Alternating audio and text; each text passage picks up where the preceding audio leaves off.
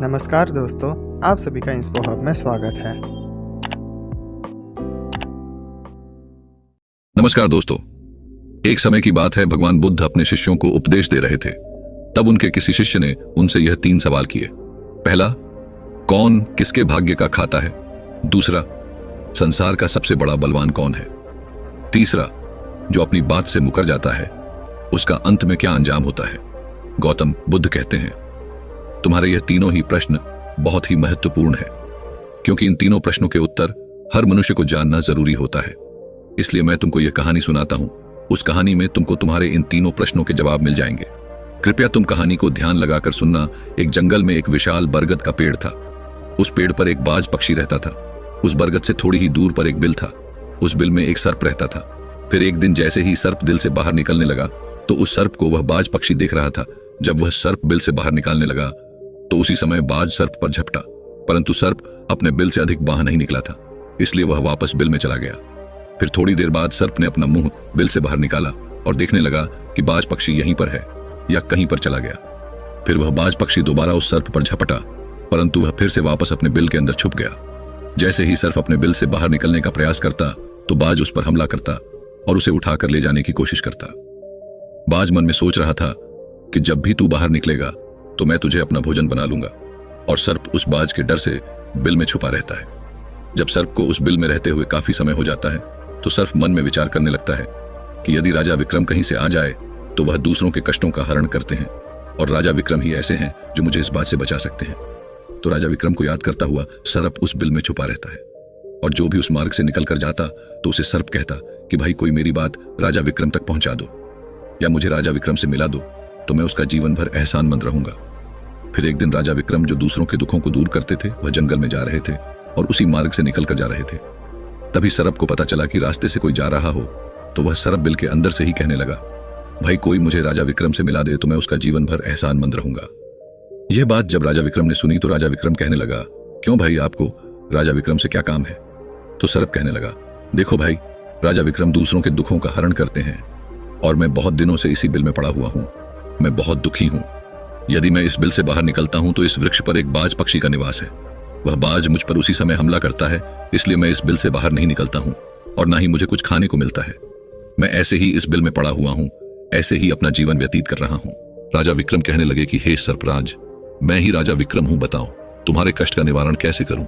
तो सर्प कहने लगा, हे महाराज, जैसा आपको उचित लगे ऐसा ही कीजिए, लेकिन मेरा इस बात से पीछा छोड़ा दीजिए, नहीं तो यह एक दिन मुझे मार डालेगा। राजा विक्रम कहने लगे, हे सर्पराज, तुम कहो तो मैं तुम्हें इस वन में कहीं दूर छोड़ दूं। सर्प कहने लगा, महाराज, जब आप मुझे दूर छोड़ने जाओगे तो ये बाज हमें देख लेगा और ये वहीं पर जाकर फिर से बैठ जाएगा और मौका मिलते ही ये मुझे मार डालेगा। राजन, आप मुझे कुछ समय के लिए आपके अंदर में बिठा लीजिए। आप पेट में बैठने के लिए मुझे स्थान दे दीजिए। जब इस बाज को पता नहीं चलेगा कि सर्प कहाँ गया, और मैं तुम्हारे साथ इस वन से बहुत दूर चला जाऊंगा, और आगे जाने के बाद मैं तुम्हारे पेट से बाहर आ जाऊंगा।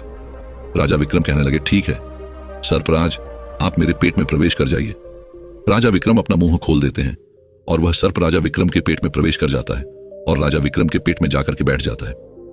जब राजा विक्रम वन में आगे गए और आगे काफी दूर पहुंचने के बाद उस सर्प से कहने लगे कि हे नागराज, अब आप मेरे पेट से बाहर आ जाइए। अब यह सुनसान वन है, इसमें कोई बाज आपको परेशान नहीं करेगा। यह बात सुनकर नागराज कहने लगा कि नहीं महाराज, अब मैं आपके पेट से बाहर निकलने वाला नहीं हूं। राजा विक्रम ने कहा, क्यों भाई, आपने तो मुझसे यह वादा किया था कि आप मुझे आगे सुनसान वन में छोड़ देना, मैं आपके पेट से बाहर निकल जाऊंगा। अब क्या हुआ, सुनसान वन आ गया, अब आप बाहर निकलिए। सांप कहने लगा कि देखो महाराज, जैसा रहने का आनंद आपके पेट में है वैसा उस बिल में नहीं मिलता। अब मैं तुम्हारे पेट से कभी बाहर नहीं निकालूं। राजा विक्रम मन में सोचने लगे कि यह तो बड़ा ही दुष्ट सर्प है, अब मैं क्या करूं? और उसके जहर के प्रभाव से महाराज विक्रम का पूरे शरीर से कोट फूटने लगा। महाराज विक्रम के शरीर से कोट निकल आया। राजा विक्रम मन में सोचने लगे कि अब मैं यदि राजधानी को वापस जाऊंगा तो यह अभी संभव नहीं है, क्योंकि मैं इस वक्त कोढ़ी हो गया हूं और मुझे इसी वन में रहकर इस नागराज से भी छुटकारा पाना है। यह सोचकर महाराज विक्रम एक पेड़ के नीचे झोपड़ी बनाकर सो जाते हैं। उनके शरीर से कोट टपकने लगा और बदबू आने लगी, जो कि सर्प का जहर था। सर्प कुंडली मारकर राज विक्रम के पेट में बैठा हुआ था। राजा विक्रम उस वन में पड़ी हुई एक कोढ़ी की हालत में है। अब इधर उन्हीं के समय एक प्रसिद्ध जनपद था। श्रावस्ती और श्रावस्ती नगरी के महाराजा थे ताम्रध्वज महाराज। ताम्रध्वज के 3 पुत्रियां थीं। और राजा ताम्रध्वज बड़ा अहंकारी और बड़ा ही अभिमानी राजा था। फिर एक दिन उसने अपनी तीनों बेटियों से पूछा कि बताओ बेटियों, तुम किसके भाग्य का खाती हो? फिर उनमें से 2 बेटियां तो राजा के डर से कहती हैं कि पिताजी, हम तो आपके भाग्य का ही खाते हैं। परंतु उनमें से राजा की एक चित्ररेखा नामक बेटी थी। वह चित्ररेखा अपने पिता ताम्रध्वज कहती हैं कि नहीं पिताजी, मैं किसी के भाग्य का नहीं खाती हूं, मैं तो केवल अपने ही भाग्य का खाती हूं।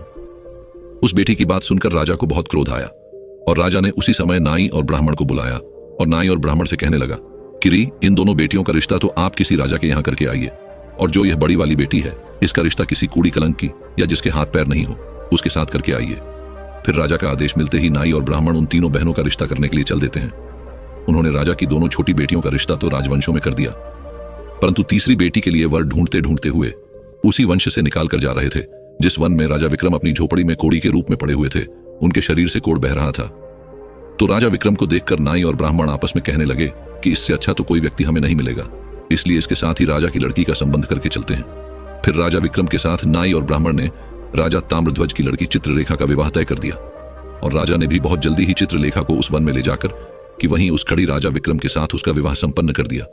राजा विक्रम जैसे महापराक्रमी राजा समय की चपेट में आ गए और एक कूड़ी का जीवन गुजार कर रहे थे। वह लड़की बड़ी पतिव्रता थी। वह अपने पति राजा विक्रम की सेवा करती थी, और वह दोनों छोटी बहनें जो थीं, वह बड़े बड़े राजाओं के घर में गई तो वह तो आराम की जिंदगी जी रही थी, लेकिन चित्रलेखा राजा विक्रम के साथ दुखी जीवन काट रही थी। कहते हैं जो अपने नियम और सिद्धांतों पर रहता है और जो धर्म का पालन करता है, ईश्वर हमेशा उसे सुखी रखना ही पसंद करता है। भगवान उसे हमेशा आनंद प्रदान करता है। इसलिए जब उस झोपड़ी में रहते रहते चित्ररेखा को राजा विक्रम के साथ बहुत दिन बीत जाते हैं, तो उस झोपड़ी के पास एक पीपल का वृक्ष था और उस वृक्ष के नीचे एक दूसरा सर्प का बिल था। तो एक दिन विक्रम सो रहे थे और रात्रि का समय था और चित्रलेखा महाराज विक्रम की सेवा कर रही थी। उसी समय उस बिल से एक सर्प बाहर निकलता है और बाहर निकलकर जो राजा विक्रम के पेट में सर्प था, उस सर्प से कहने लगता है, अरे दुष्ट, अपने वचन से मुकर गया। तूने तो महाराज विक्रम से कहा था कि मैं दूर वन में जाकर तुम्हारे पीठ से बाहर निकल जाऊंगा, और तो ऐसे परोपकारी राजा के पीठ में जाकर के बैठ गया।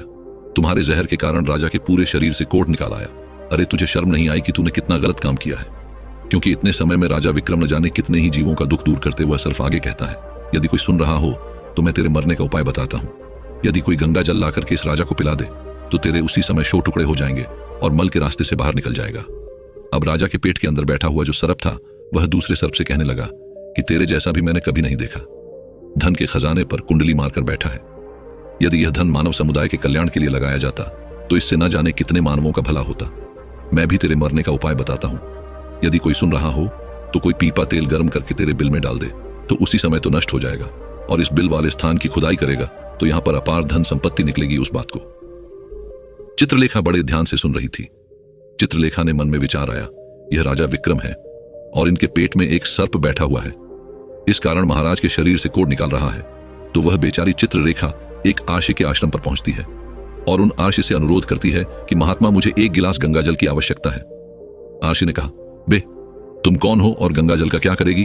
तो वह चित्ररेखा कहने लगी, हे मुनिवर, मैं राजा ताम्रध्वज की बेटी चित्ररेखा हूं और मेरे पति के लिए मुझे दवा के रूप में गंगा जल चाहिए। उस आर्षि ने उसे 1 गिलास गंगा जल दे दिया। अब चित्ररेखा गंगा जल लेकर जल्दी ही महाराज विक्रम के पास पहुंच गई और पहुंचकर महाराज विक्रम से कहने लगे कि महाराज, यह दवाई है, आपके कोढ़ को सही करने के लिए आप इसे ग्रहण कीजिए। राजा विक्रम उस गंगा जल को पी गए और जैसे ही राजा विक्रम ने उस गंगा जल का पान किया तो उस सर्प के उसी समय 100 टुकड़े हो गए। जो पेट में था वह सर्प नष्ट हो गया। वह धीरे धीरे राजा के शरीर से मल के रास्ते से बाहर निकल आया। अब तो राजा का कोढ़ धीरे धीरे सही होने लगा और कुछ ही दिनों में राजा का कोढ़ बिल्कुल सही हो गया। राजा का पूरा उपचार हो गया। राजा पहले की तरह स्वस्थ हो गए। अब राजा विक्रम से चित्ररेखा कहने लगी, हे महाराज, मैं एक स्त्री हूं, इस शहर में नहीं जा सकती हूं। आप शहर में जाइए और एक पीपा तेल का लेकर आ जाएं। राजा विक्रम कहने लगे कि चित्ररेखा, उस तेल का तुम क्या करोगी? चित्ररेखा ने कहा, महाराज, आप पहले तेल का पीपा लेकर आइए, फिर मैं आपको बताऊंगी। फिर चित्ररेखा की बात सुनकर राजा विक्रम बाजार में जाते हैं और वहां से एक पीपा तेल का लेकर आते हैं। फिर चित्ररेखा वहां आग जलाती है और उस आग पर उस तेल को गर्म करती है और गर्म करके उस सर्प के बिल में खाली कर देती है। जैसे ही उस बिल में वह गर्म तेल डाला गया तो सर्प की मृत्यु हो गई। राजा विक्रम से चित्ररेखा कहने लगी कि महाराज, स्थान को खोद दीजिए। फिर राजा विक्रम ने जब उस स्थान की खुदाई की तो वहां से अपार धन संपत्ति निकाली।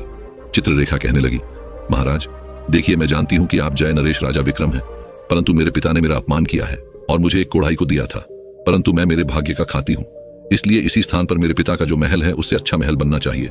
राजा विक्रम कहने लगी, चित्ररेखा, तुम कैसी बातें कर रही हो? हम नरेश हैं, भला यहाँ पर महल क्यों बनाएंगे? आप उज्जैन नगरी को चलिए। परंतु राजा विक्रम के कहने पर भी चित्ररेखा नहीं मानी। फिर राजा विक्रम ने उस वन में एक शानदार महल का निर्माण करवाया। इस संसार में सबसे बलवान समय होता है और कोई बलवान नहीं होता है। जिसका समय अच्छा होता है वह आगे बढ़ता रहता है, और जिसका समय खराब हो जाता है, जिसका समय विपरीत होता है, वह पतन की ओर अग्रसर हो जाता है। राजा ताम्रध्वज पर एक दूसरा राजा आक्रमण कर देता है और उस आक्रमण में तमध्वज पराजित हो जाता है और राज अपने परिवार सहित प्राण बचाने के लिए उसी वन में पहुंच जाता है। जब वन में राजा भूखा प्यासा भटक रहा था, फटे हुए वस्त्र और भूख से पीड़ित और प्यास से राजा का गला सूखा जा रहा था, तो राजा घूमते घूमते उस चित्ररेखा और राजा विक्रम के महल के नजदीक से गुजरता है। तो चित्ररेखा अपने पिताजी को पहचान जाती है।